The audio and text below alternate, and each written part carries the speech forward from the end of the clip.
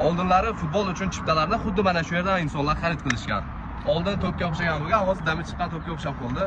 Ko'rishingiz mumkin. Juda ham achinarli holatda. Xuddi mana shu teshikda insonlar o'tirgan. Holatni ko'rishingiz mumkin. Insonlar hamma narsa e'tiborsizlikdan kelib chiqadi. Shu sababdan bu videoga e'tibor qilib, videoni oxirigacha ko'rishingizni va o'z fikringizni qoldirishingizni so'rab qolamiz.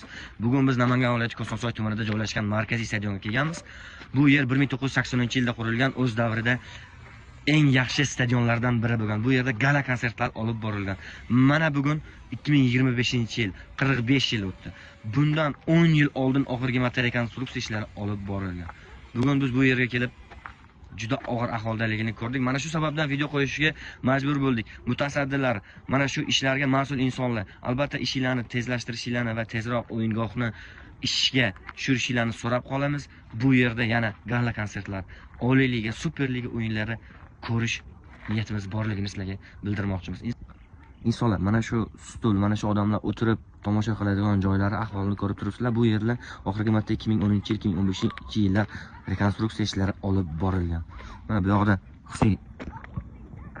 nimalardir bilan band. Bu yerda yoshlarimiz shug'ullanishyapti futbol bilan.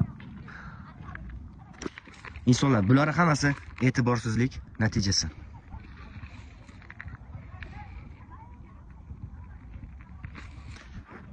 Ko'pchilik kattalar biladi, ko'pchilik yoshi ulug'lar, Kosonsoyga kelgan insonlar biladi. Bu yerda gala konsertlar juda ko'p bo'lgan. Albatta kommentariyaga fikringizni qoldiringlar, kelganlar, ko'rganlar albatta yozinglar. Shu mana shu videomiz pikka chiqib, butun O'zbekistonning nazari tushishini so'rab qolamiz. Mana shu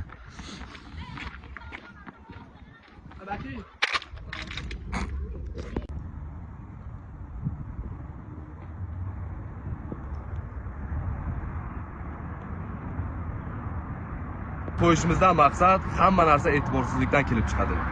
Hozirgi holatingizni ko'rib chiqdingiz. Bu video hech qanday PR yoki boshqa emas. Biz shunchaki stadionimizning tezroq qurilib bitishiga tarafdormiz. Fikringizni kommentariyada qoldiringlar. Sizning fikringiz biz uchun muhim. Do'stlarga ulashib qo'yamiz.